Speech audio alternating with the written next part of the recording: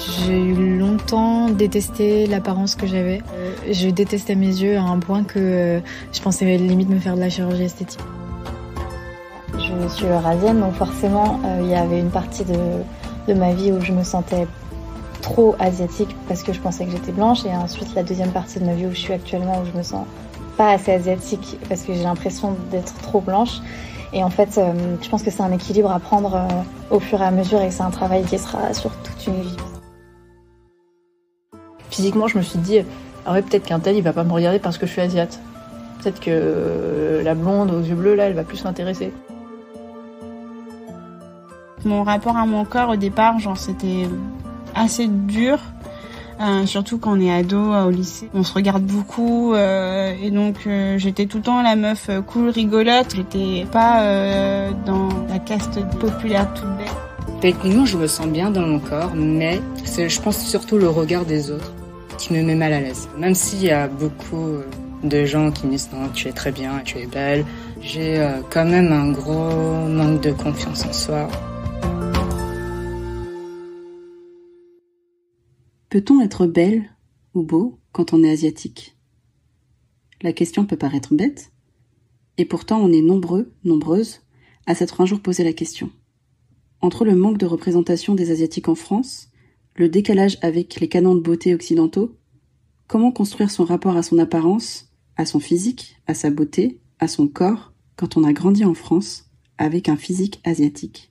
Avec Amanda, on souhaitait absolument aborder ce sujet. Et il se trouve qu'Amanda avait un projet autour de la représentation des femmes et minorités de genre asiatique avec Sororasi. Son projet était ambitieux.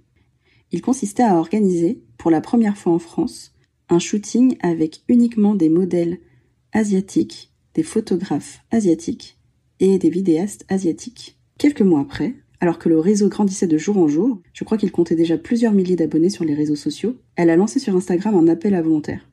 Modèles, photographes et vidéastes d'un jour.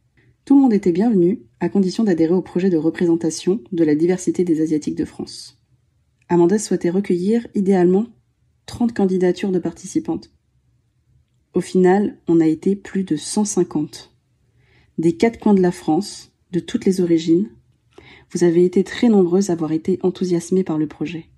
Alors 2 journées entières ont été consacrées au shooting fin 2020. Le projet s'appelait désormais Asidentité. Et c'est un projet artistique multidimensionnel qui a donc réuni plus de 150 femmes et minorités de genre asiatique de France autour de la question de la représentation et qui prendra la forme d'une exposition engagée. La volonté derrière ce projet, c'est de se réapproprier nos histoires, nos expériences, nos corps, afin de multiplier les représentations pour offrir des modèles forts dans une France où ceux-ci restent trop souvent étroits, lisses, homogènes et invisibilisés. L'exposition sera l'occasion d'ouvrir de nouvelles perspectives, de nouveaux regards à travers les portraits, les récits et les témoignages. Vous écoutez aujourd'hui le teaser du hors-série Asidentité, qui comprendra une dizaine de témoignages des participantes des 2 shootings. Merci à toutes pour vos témoignages et rendez-vous tout au long du mois de mai pour découvrir les épisodes en intégralité. D'ici là, pour permettre à l'exposition de prendre vie, vous pouvez participer à la campagne de crowdfunding qui a lieu tout le mois d'avril. Merci beaucoup pour toute l'équipe d'Asiatitude et de Sororasi et pour toutes les personnes qui ont participé de manière bénévole.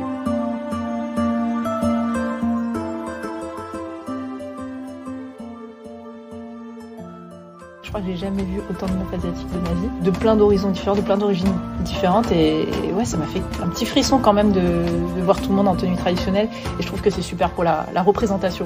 J'ai décidé de participer parce que j'en avais besoin, personnellement, parce que pour moi c'était la première fois que j'allais me retrouver au sein d'une communauté asiatique. Enfin, c'est la première fois qu'on me dit que je suis belle ou magnifique. Même si j'étais assez perplexe, ça fait du bien. C'est bon pour l'estime de soi surtout. Il y a plus moche que moi, il y a plus belle que moi, c'est la vie. Tu t'acceptes tel que tu es, c'est comme ça.